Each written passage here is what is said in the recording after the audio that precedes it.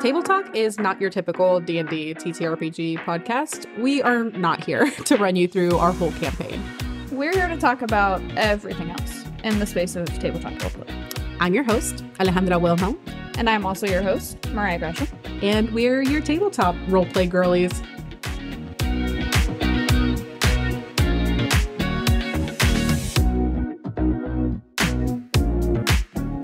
Alrighty, and we are live with another episode of Table Talk. Thank you all so much for liking us enough to join us time and time again.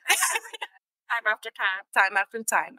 Today we have a really special guest. I'm going to hand it over, and please introduce yourself and shout out to wherever people can find you. Right. Hello. My name is Destiny Howell. I am a writer. I'm a writer of many things. I write children's books. I write like video game, like visual novel type stuff. I run an audio drama podcast, and most relevant to what we're doing right now, recently I've got into writing for TTRPGs. The thing that I'm working on right now, or honestly just kind of finished working on, is the first adventure module for Perils and Princesses, which is called Sweet Revenge. And you can find me online at my website, destinyhowell.com, or on Twitter at dhowell37, Howl spelled Howl like a wolf. Heck, yeah, exactly how we got connected, because as y'all probably know, we've had Ryan on here to talk about Perils and Princesses, and he was in my DMs and was like, hey, would this be a thing? I'm like, bring me her.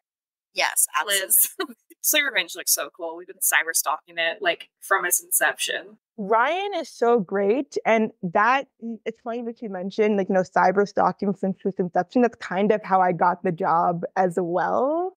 I love that. When the playtest rules came out and I saw it, and I instantly fell in love. I love the system so much. It's so lightweight and it's so intuitive, and it's so into those fairy tale tropes that I'm so familiar with and so excited about. And looking through the documentation, because side note, I'm also a lawyer. That's a side thing. Nice. Yeah, I love a side gig lawyer. Yes, a super casual side gig lawyer. I'm told that I don't give off a lawyer energy. The only reason I bring it up is because I was actually reading the documentation, the legalese at the bottom of the playtest stuff, and it was talking about how you're allowed to make your own materials for your Perils and Princesses, and you're allowed to even do commercial stuff with it. You're just not allowed to say that it's an official partnership if it's not an official partnership. Mm-hmm. And I was like, okay, so that means there's a chance for an official partnership. So literally the moment the Kickstarter was over, I shot Ryan an email and I was like, hey, Ryan, very cool system. Love what you're doing. By the way, if you ever are in the market to collaborate with a writer on anything, hit me up. Here are my qualifications. And I don't know that I was expecting to get an email back at all. But literally later on the same day, I was walking to school. He was like, hey, yeah, let's set up a meeting. Let's talk. And we set up a meeting. We talked. I subtly dropped in all of my here are fairy tales that I know about. I am about that life, I know about fairy tales beyond Disney stuff. And we talked for a while, and basically we were just tell me what you got. I'm ready to do this. I would love to have a writer on board to handle the writing stuff while I do the illustration and stuff. And also I think my timing was good. I think because it was literally just off the back of the Kickstarter, it was cool, someone else to handle this, because I just had to do an entire Kickstarter. So, 100%. Happy to step in, happy to make things easier, and getting to work on such a cool project, because I am a writer, and as a writer, you don't necessarily get to see a lot of art of the stuff that you write. It's a lot of stuff happening in your imagination, and also a lot of stuff happening solo. So it was so cool to get to work with anyone, honestly, because writing in isolation can be kind of lonely. to get to work with an illustrator specifically, like, oh, here's an idea that I have. And it's like, oh, here's art of that idea. Like, oh, that was in my brain. Yeah. Like on paper, like in a drawing. That's so cool. So yeah, it's a visualized thing. Exactly. So it was really, really awesome. And like Ryan's such a cool guy. He's very much in the school of like yes and collaboration. I don't think there's a single thing that I pitched that he like shot down. He was like, cool, that sounds awesome. What if also this? And like that was super fun. So I like absolutely loved working on the project. Yeah, no, Ryan, we had a very similar experience with Ryan because we were like very much still a fledgling podcast. Oh yeah, we were he was like one of the first guests we had. Yeah, like we him were and John. barely off the ground and like saw the Kickstarter for Perils and Princesses, saw his TikTok videos that were cool, sent it to Mariah. I was like, this looks so fucking cute and so up our alley. And again, queen of having audacity and shooting my shot and just sending a DM. Worst you're gonna hear is no. The worst you're gonna hear is no. And yeah, same thing. He was very quick to like immediately kind of contact with us and get in touch. And then having him on was a joy. Yeah, he's so lovely. It was so cool to pick his brain about like the illustration side of the house. That's something you do a lot. And like for me, the game design and the writing stuff, that's like more my wheelhouse. And I got to play Perils and Princesses on Roll D5, and I played like a very unhinged horse girl, and it was a grand and glorious time. What class did you play? It was the Dex one. Sprightly agility. Yes. Yeah, because I had like this Dimension 20, like the 7 in my brain when there's like the talking horses that have horse makings, and I was like, so what if there's a horse and it's sentient just because? And I was like, that's kind of what I came with. And I was like, this is what I have. And she can like jump and we go from here. Love that. And it was so much fun. I love going horse girl, but not going wild heart. It's like, no, I want to have a horse, but also Dex. Like, I think that's super fun. It's like I have a horse that's inside for no reason, that talks for no reason. And then I jump from the horse to other surfaces. The horse is like the moving platform for dexterous things. Amazing. No notes. Love that. Yeah. 10 out of 10 princess. Oh yeah. No, it's been such a joy to work with him. And then seeing like Perils and Princesses take off in popularity, especially and like I know everybody in our own community, in our circle, fucking loves it. It's so good. Talk to me about Sweet Revenge, because me and her freaked out when we started seeing that come out. Yeah. So, like I said, Ryan basically was like, pitch me what you want to work on. And I like am almost always like kind of in fairy tale brain. Like most of the time I have at least one kind of fairy tale project that I'm working on because it's a space that I love so much. And so for this project, I kind of zeroed in on the idea of a candy witch, because Hansel and Gretel is one of those stories that we just casually tell kids, and it's like, this is a really messed up story. Yeah. Like, and like I'm it's saying unhinged. that it's unhinged, and like I'm saying that like from the baseline of like all fairy tales are kind of messed up in their base form, but like when you go explore it, like the source material, it always gets dark. It gets real dark, but like this Hansel and Gretel stays bad. Yeah, no, it's especially bad because it's like it's not even like a young woman. It's like, no, it's like two baby children. Kids. Yeah. And like before the witch even shows up, it's like their stepmom like disowns them and forces them into the woods. And like, they were already having a rough time at home. Yeah, there was a reason they followed that trail of bonbons into the oven. Like it wasn't going well for them. The CPS should have been called. Had the CPS existed like already before the child-eating witch even shows up. This is already a messed up story. But the idea of Hansel and Gretel, like I really love it because it kind of is the encapsulation of what a fairy tale is. Like you have like the literal sweetness of the candy house, and then you have like, you know, the grittiness and the messed upness of like this child-eating witch, and it's like both in the same story, you know? So I thought that was a really, really fun place to start. And I kind of built out the story from there. So you have like your classic witch antagonist. And then you have your little town that's under a curse, because thinking curses, classic fairy tale. That's kind of what I wanted to do. I kind of wanted to hit all of the classic fairy tale stuff, Yeah. like put my little spin on it, you know? So the main like danger throughout the story are the candy creations of this witch who has died, but it seems like, you know, her spirit is haunting. She might be coming back. They're kind of coming into the story like on the back of an adventure that has just finished. They're kind of doing cleanup from that.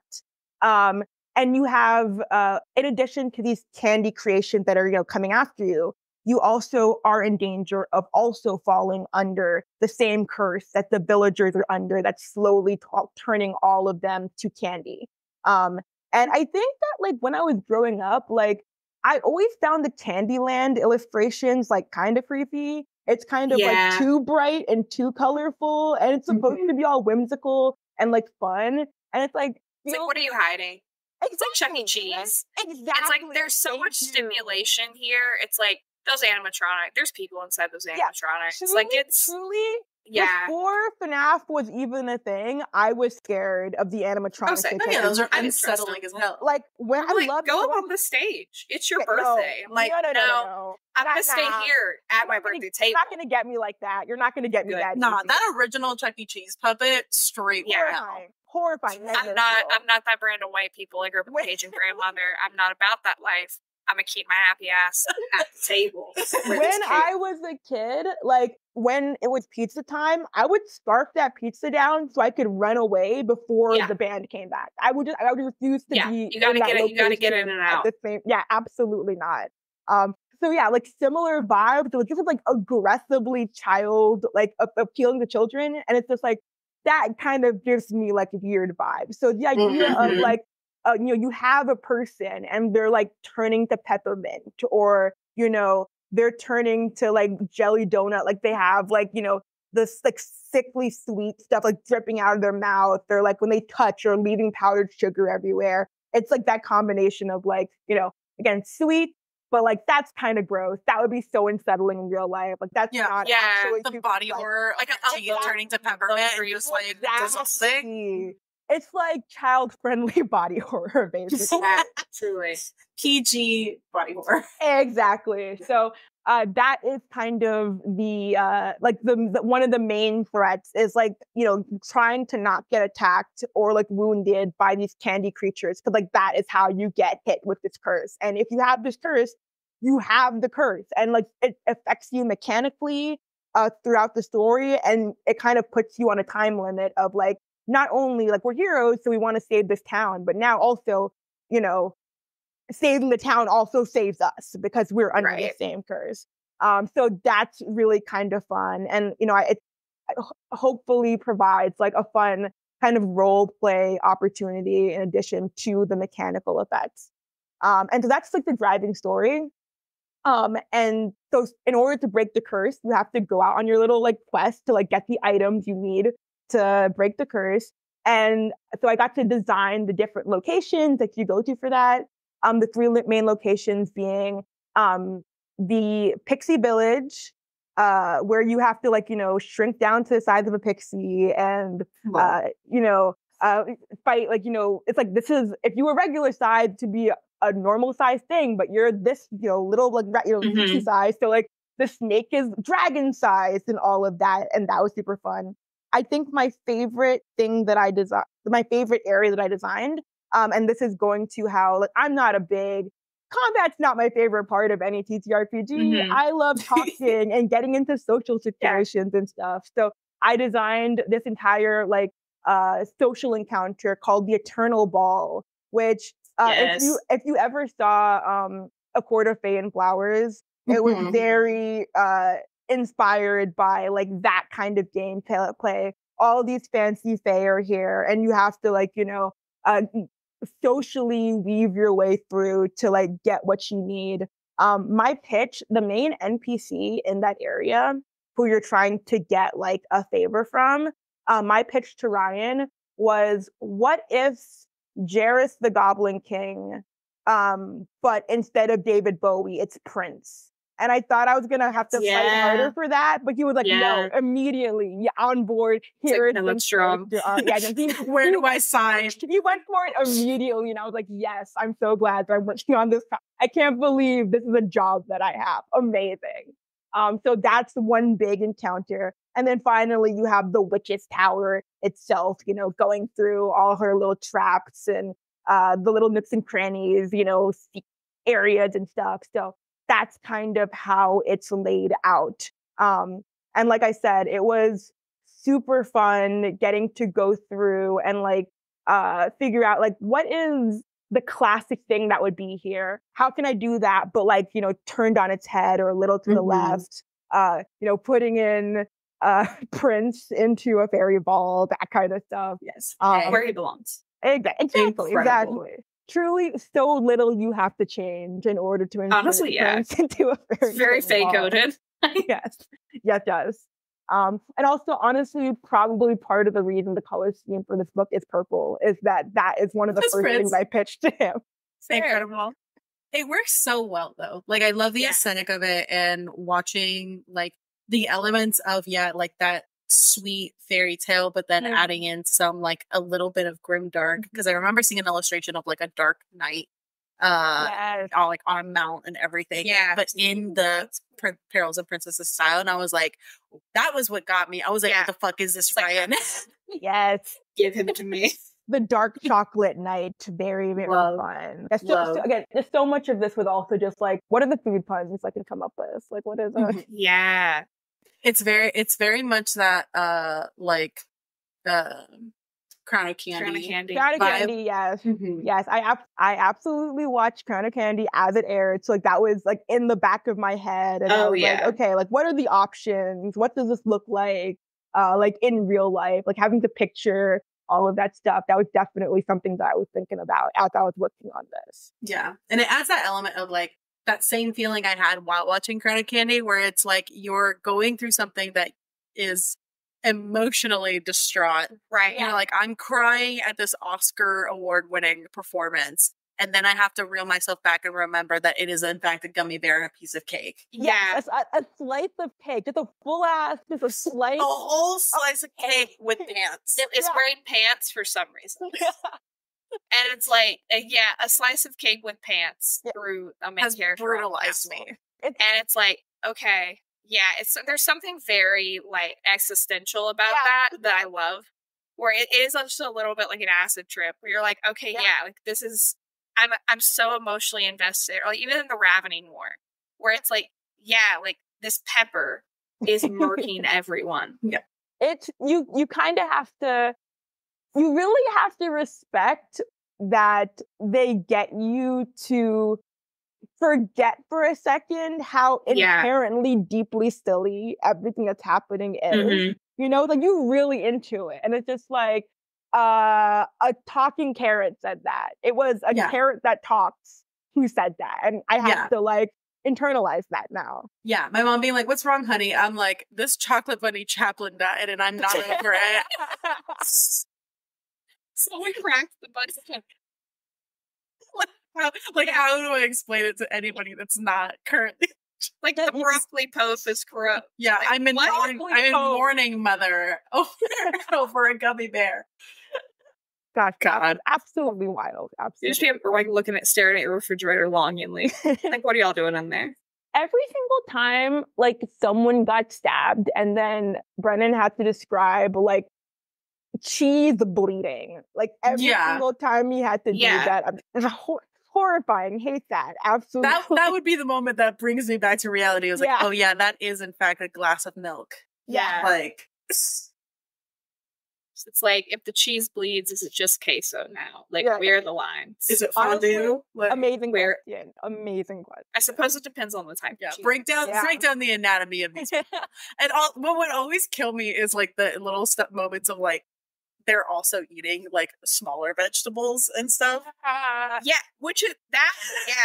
I had to stop thinking about that because I thought about it a couple times and I was like, I can't. You really like, this have is too to much. just not think too hard about certain things. Which again, it's hard when Brennan is like purposely calling attention to it, from time to time, but you just gotta vibe. Just gotta vibe it out. My favorite counter arguments he has are those moments where he was like, we're people and we eat meat. I'm like, yeah, we eat animals, but it's not a carrot eating a carrot. A smaller carrot.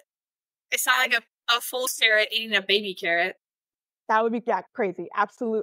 Or like a broccoli eating like a broccolini. Yeah. I don't like that. I don't like it. I don't like it. It's just cannibalism then. Yeah. Yeah, just because they're smaller. Like, no, that gets into all worlds of problematic. Yeah. You can't eat, I guess you have to not eat from your section of the food pyramid, right? Like, if you're bread, you can't eat bread. But, there's also, they intermarry, and then they have, half and half kids. So it's you're like a sandwich child. And it's like, well, no bread, no meat now. Just fruit and veg for you. And then, okay, so, Trimsy, right? You're a bottle of milk. What part of you, is the bottle a part of you, or just the milk inside the bottle? Which part of These you? are the my unhinged, theory for Primsy is that, it's both, but the kind of like in Elden Ring, where, the living jars, they're filled with, the insides of other people. But it's, the milk is, her liquid, and there's, a mold brain that's, floating around in the milk, like an amoeba. The milk is her soul. The jar is the body.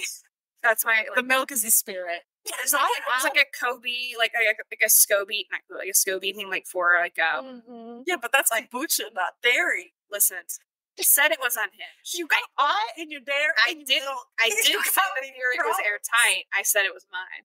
I feel like I asked the question, so it's my fault that we had to do that just now. Also, it's a bottle of milk that's not temperature regulated. You telling me there's not mold? Absolutely unhinged. If you take a bottle of whole milk, with you on a jaunt outside for a day or two, there's not just going to be milk in there when you get back.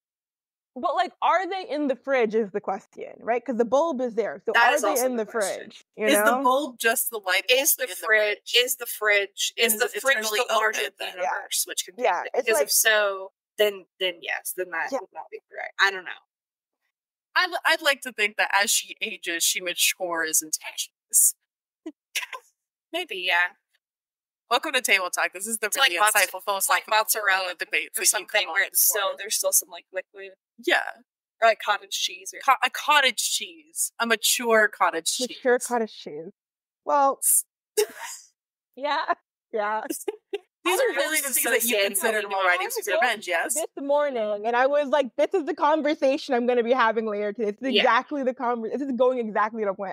No, yeah, and before this episode started, I was like, hey, we're going to get off topic, and it's going to be an inch. No, it's absolutely. Gonna be fine. No, I love it. But legitimately, though, when I was coming up with the different candy curses, I did have to, I was drawing from, this stuff, because it's okay, you're turning into, I think jelly donut is one of the options, right? Mm-hmm. So it's what does that mechanically mean?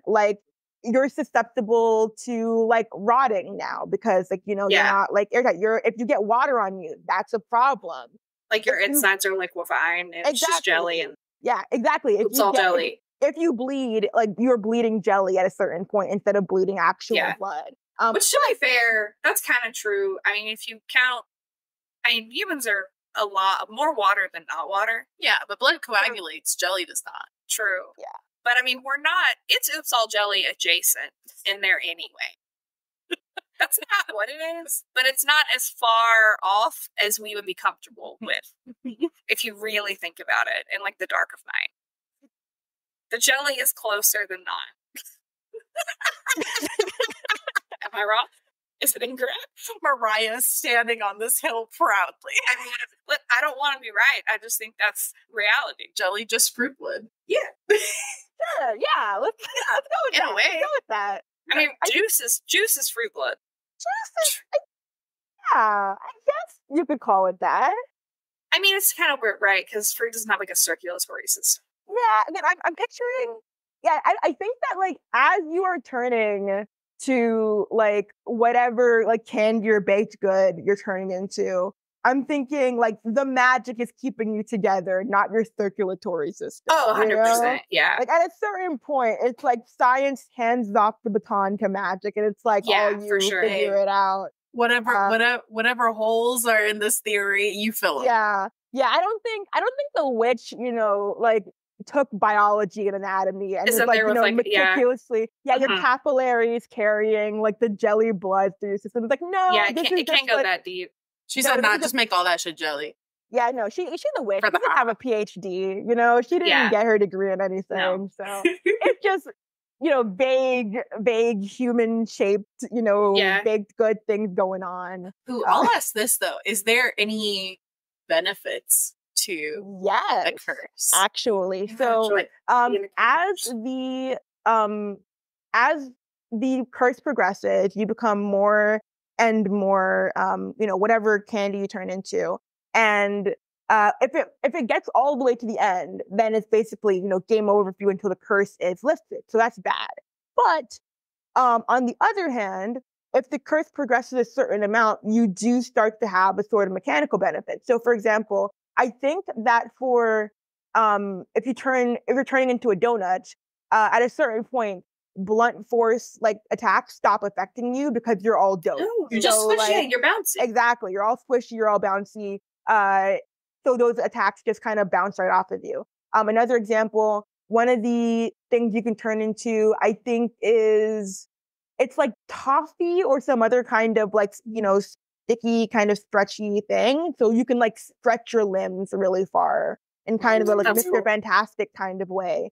And like that's like a benefit. It's like, in the reality of this happening, horrifying to look at, just still absolutely awful, but possibly mechanically useful. So that was kind of like a later addition that we kind of talked about and added in to kind of, it's like this sucks and we're enduring it, but like there is, if you're getting to the brink without going over, you do gain some mechanical benefits for having to suffer this again horrific curse. I like that a lot. Yeah. Is there a way to like slow the clock down? Like, can you like eat a vegetable or like drink some water or something? Or is it like once you get like prevent yourself from getting scurvy? I don't know. Like once you get like bit by the candy cane person, it's like, all right, there's a clock above your head that's like you have this long until you two are candy cane. I feel like there's like ways to make it worse, but I don't know if there are ways to make it better. I know that there are things that you should avoid, and there are things that you can do to like mitigate the effects. So like, to mitigate the effects, like I think like rot and melt are the two conditions that you can get if you're turning into candy. And like, that's the kind of stuff that you can mitigate with like, okay, if I'm going to be out in the rain, I better bring my parasol because that's not going to work. Or like, there are like certain conditions that you can have where it's like, okay, my arm fell off, but it's like, okay, but if I can like, bake myself a new thing, I can get some dough there to fix it. Like you can like throw things back on. And, like, so like you can be like Frankensteining yourself to make sure that there's still enough of you to like come back once the curse is broken. Or if your candy just melt the surface and like reattach. Exactly. Yeah. So like that's stuff that you can do. There is a way to like one of my favorite like I love press your luck type stuff in games like this. I love, giving people an opportunity for big swings. Pretty early on in the village, there is an NPC that you meet who is a potion maker. And she's like working on like trying to make an inoculation for the candy curse. And so there's a quest where it's like, you can try to be her test subject. But if you take that quest, it's one dose, so it'll only work once. And it's a 50-50 shot that either it inoculates you from the candy curse or it gives you the candy curse. So that is like a thing you can do early on to be like, okay, like how am I feeling about my luck? This can either be really helpful or it can thrust the plot immediately.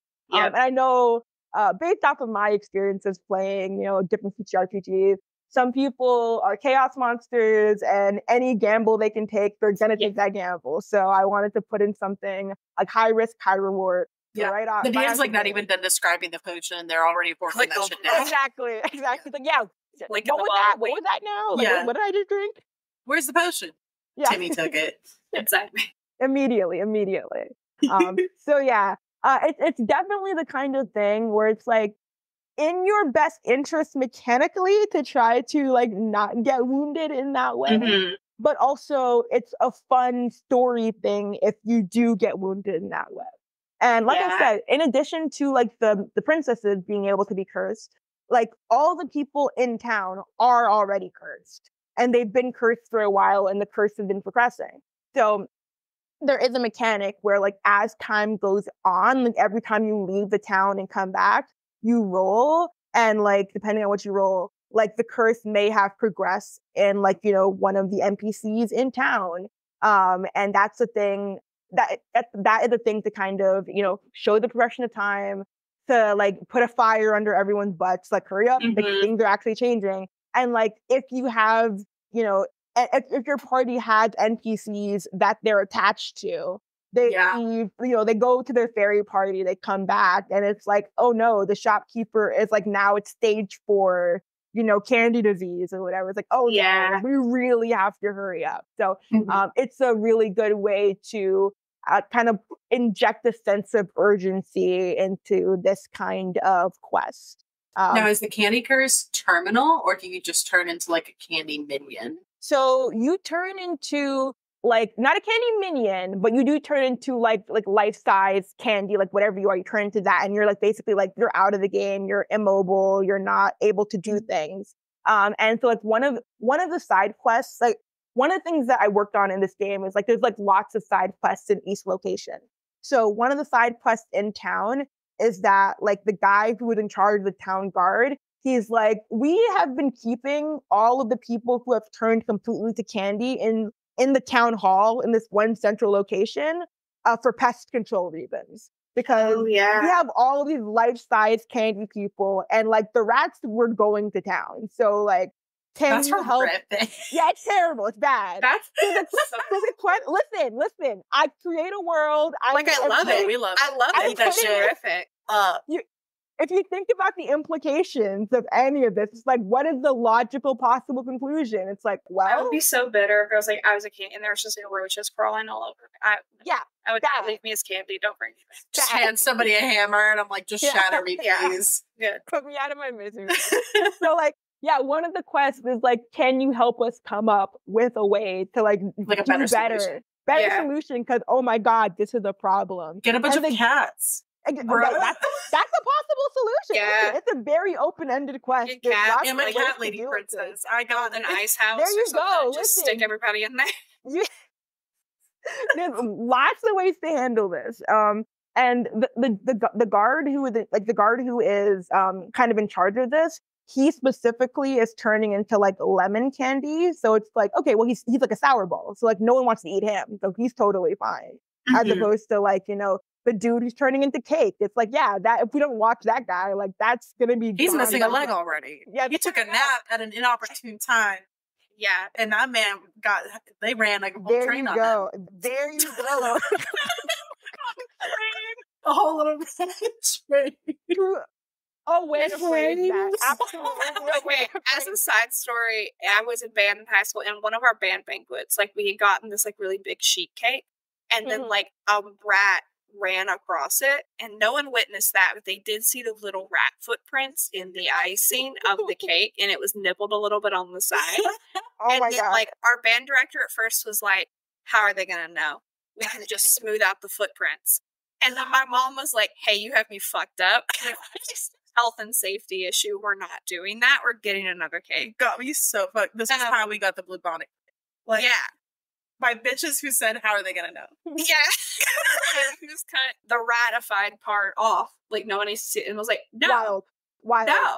Absolutely wild. My rat story is when I used to live in New York, I was walking home from a pizza place. I had my box of pizza. I was like happily walking back to my apartment. I took a step and I heard a sound that sounded exactly like what a dog's squeaky toy sounds like. Yeah. And instead of feeling concrete under my foot, I felt like it was like I was walking on a carpet suddenly. And like I was like, huh? And then all at once, I came to the horrifying realization that I had a whole ass just stepped on a rat. In a sandal or in like a curb stomping boot? Because it matters. It was closed-toe shoes, not boots, but like it was like sneakers, you know? Okay. And That's to good. be clear, That's this good. was like a hardy New York rat. So he survived. like it's the He size was of a small fine. dog. Yeah, he squeaked and ran off. But I was just like, I felt a weird combination of like horrified, but also like baptized as a true New Yorker. But also, like, I was like, oh, that's why dog toys sound like that. This is the sound they're trying to make. It was just a lot of information coming at me at the It's same a canon time. event on like a few levels where you're like, right, I can never unknow this now. Exactly. Like there was before the rat event, and now we're living in after A post rat stomp event. Exactly.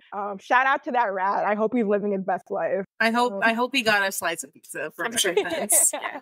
I hope his health insurance was like, here, buddy. I know you busted your whole ass back, but listen, those rats are living there like they like pay taxes, you know? Like they truly honestly, yeah. They are the true residents of New York. Like I was like, I think in the subway with my mom was just like, oh, the rats. I'm like, the rats like have more right to be here than I do, arguably. Yeah. Okay. Like this is their natural, arguably the rats their live habitat. there, okay. Yeah. He pays rent down here. Yeah. As we all do. Yeah, he's getting overcharged for rent like everybody else here. Like okay? everyone else. Let him live. As long as he's not literally in my house, let the man live, okay? That's my with like all like pests and bugs. I'm like, hey, we can coexist. Yeah. I'm fine. Although I'm fine with the bugs as long as they're like I just can't stand flies and mosquitoes. Those are the two that I'm like absolutely death penalty. Like I can't it can't be out here stuck in my blood making that little noise. Spiders for me, spiders are roommates and they're colleagues. Okay, stay in your little corner. Like I'm arachnophobic, but I have the same thing. Well, like as long as they're not like as long as they're above 6 feet in the apartment, that's your area. Stay at eye level. Be in your little corner. Be catching the other flies and stuff. You know, we're on the same team in that case. You know, don't be crawling across my bed or anything. But like as long as you're like staying in your own lane, like I can't even be mad. You know, we're big chilling. Exactly. No, I can deal with most bugs. I have this certified like mom friend, and that like I will kill the bugs for people. However, I am also a strong Latin woman with curly hair, and any bug bigger than a fly that has wings, no ma'am. No ma'am. Yeah, I also really don't like wasps. What? Oh, no, wasps are all green bloody murder. Yeah, they're really bad. Bees are great. They can stay. Whole other conversation. Like I wasn't even thinking about wasps. Wasps that doesn't feel like demons. a bug. They're little demons from hell. That feels like a lizard that flies. Like that's too much. Like without mercy. Yeah. Yesterday, my brother sent me a video of like it was like a dog bringing a stick to his owner, but there was like a whole wasp nest at the end of the stick, and every part of my body just congealed, like watching that. The dog stays outside, and the dog is looking at the owner like, "I did a good job, right? I did a good job." No, you didn't. No, you didn't, buddy. No, you did not. This is a learning. You gotta look at the whole stick before you bring it home. You gotta look both ways before you cross the road, and you gotta look at the whole stick before you pick it up. Absolutely. Like, what the hell is wrong with you? No, literally the other weekend, these girls were down to play Strixhaven, and my mom fucking comes over and she's like, "I need your help." And I'm like, "What?" Like, she's very honestly, like, what's happening? Like, I need moral support while I'm out there trying to kill it with this fucking wasp spray. So I go out with her and I take it from her because I'm like, if someone's gonna get stung, it might as well. I'm not gonna have you get stung. And she's like, "But I'm your mom. I'm gonna protect." I'm like, "No." And so I'm out. So brave. Yeah, I'm out there and I'm looking at this damn thing, and I was like, it is a big ass wasp nest, and there was like 5 or 6 of them bitches visible and probably more in it. So like I spray the shit, and my mom and I both scream bloody murder. I'm cussing in Spanish, running back inside, and these girls were laughing their asses off. It was so bad. God. Gosh, Cannot. I think like having to having to destroy like a wasp nest, I feel like it's a thing that like it's gonna come up at some point in your life, and you have to be ready for it. And like I feel so lucky that I haven't yet, but almost everyone that I know has, and I'm dreading the day when I have to step up because I just truly want no part of that. When you do have to make peace in your own mortality before you go out there. Exactly. Like you're like somebody make like say a prayer for me to whatever God you believe in. Oh my God. Sign of the cross. Like this isn't even wasps, but like so there is this podcast called, I think it's called Tooth and Claw, and it's about like real life like animals, like animal encounters that people have had, and like how could this animal beat this animal in a fight, and like all that kind of so like animal stats, kind of stuff. There was one episode about bees, and specifically about Africanized honeybees, which do you know those honeybees? Yeah, those are like the scary ones that can kill you. Yeah, those are the ones that like we decided to play God and make like more like efficient bees, and it just made them like evil and hate us. Which, like high turbo bees. Let's just plant flowers and like we didn't need to make better bees. We needed to not kill, like not have plants for them. This was a solution we created, a solution in air quotes, to like a problem that we created instead of fixing it was a real like there was an old lady who swallowed a fly kind of situation, Mm-hmm. Anyway, so I listened to this episode, and there was like a full story about like basically 2 dudes who were mountain climbing, and like while they were like halfway up the mountain, like doing this crazy thing, just like they got to a hive of Africanized honeybees and just like absolutely got murked by these bees. It was just like, they were fine for the record afterwards, but it was just like, I would have simply perished, my soul would have left my body. That's my time. Crazy how my hands like go and I plummet. Exactly. That would be preferred. Especially like that to me, to be sticking carabiners in the mountainside and to not die. Like, that's my time. I'm so sorry. Absolutely. No, like, this is my time. I'm so glad to have been here. Yeah. Great job, everybody. I'm out. It's been a great time. Exactly. So play that fucking song when Jake Sully's plummeting through the sky, and that's me. Yep. So I listened to this episode, and the next day I'm like walking to school, and this is like the most people talk about fight or flight. I have never experienced fight or flight until that moment in any true way. I heard a bee fly by my ear, and before I even knew it was happening, I was halfway down the sidewalk. Yeah. I had like kicked into gear and just started like Terminator sprinting. Your body just away. went in sport mode. Yeah, like we're going. Since I was an elementary you unlocked cylinders school, you didn't know you had in that moment. I didn't know I was capable of running that fast. I'm a certified indoor kid, okay? Like, that is not who I was. Like, I didn't truly, like, my conscious brain was not consulted at all. It was full lizard brain in that moment. And, like, I know that what everyone else around me saw was, like, me walking, and then dead sprint for no reason. It wasn't like I got a call and then I started running, or that like someone scared me. Like, nothing happened. And then I shot down the road. And I was just like, when my literal brain, my actual conscious human brain caught up to the rest of my body, I was like, why am I running? Oh wait, was that a bee? Was this about the thing I listened to yesterday? And that was happening in my brain? Yes. My entire being just in like anti-bee mode because of what I listened to. Yeah, your body was like, no, we registered bees as the top predator. It's time to go. And suddenly there was one near us, and we had to kick its survival. And I guess I have to like be grateful to know that like in a true emergency, like your body will take care of it. My body has gotten back. I'm like, oh, maybe I would survive the zombie apocalypse. Actually, I'm so pessimistic about that. But now I'm like, I can do. If I just reduce myself to my base instinct, I'm good. Yeah, my thing is like, it's I can do it in some moments. It's like when you have to be able to call on that for like living. Yeah, where I gas out, right? It's not like, because I've had the most too where like my weenie dog, she was like an alligator on the inside because that dog moved way too fast to be as short as she was booking it for the open gate, and I somehow had never outraced this dog, but like did, and I'm like, okay, there's moments in the tank than I think, but it's like when that is required of me like multiple times a day, I don't think I'm gonna rise to the occasion. No, I think it's kind of like a one and done thing. It's like I You get like one charge of that per long rest. I have one legendary, and that's it, you know? That's it. That's all. No, yeah. I'm conscious that, like, I think I have pretty good fight or flight instincts in the moment. I definitely have a lot more fight than flight. Anyway. I feel that. I am a certified stand-on businesswoman. It's okay. Anytime the space called for it, it's a scary dog privilege immediate. Yeah. If it's in defense of other people, I'm like, no, this will go down. If it's just me, I'm like, I would rather not. No, yeah. Get all that. Yeah. Valid. Yeah, Mariah has seen it in moments. I've like flung a 7-foot-tall man into a locker before. Like it there's no fear, only fight. And like I wouldn't have blamed him if he swung on me. And I told him that after, and he was like, "Yeah, no, I was scared." And I was like, "Okay." He needed that lesson. So my legendary actually is just like, no, if I die, I'm taking someone with me. Yeah, you will not get out of this scot clean. I guarantee you.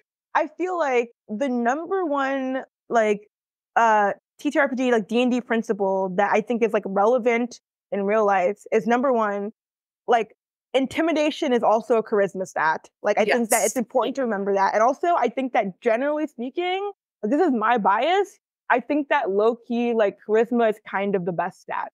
I think that you can fudge a lot of everything else if you have charisma. And that's true in the game. And that's true in real life too. Okay. You can throw a combat at me, and I will smooth talk my way out of it and say "fuck your encounter."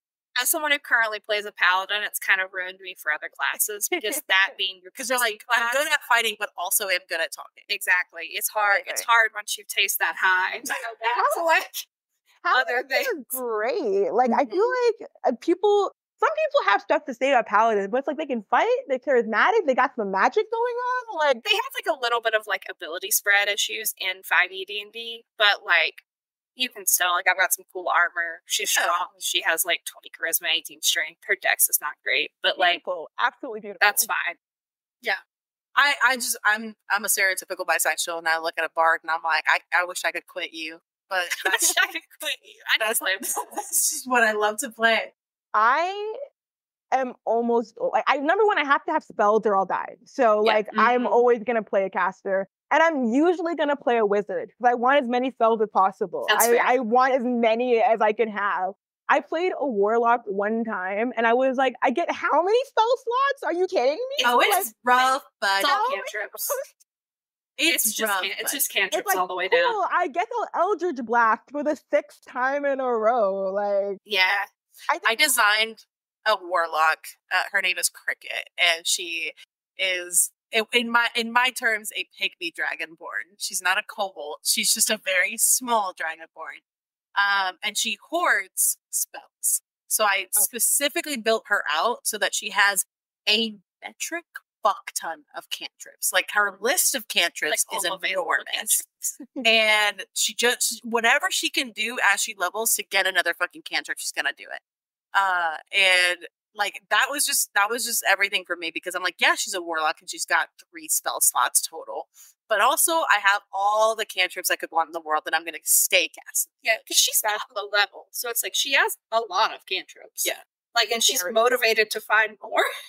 I feel like cantrips, there's a reason that they limit how many cantrips you can have. Because cantrips are like kind of they can get OP. Yeah. Like they really, like you have the right one, the right combination, the right situation. Like you can really do a lot. You can really fuck somebody up. Oh yeah. And I feel like most of the spells that I would want to have in, like if I could have like any D&D spells in real life, I feel like most of them would be cantrips.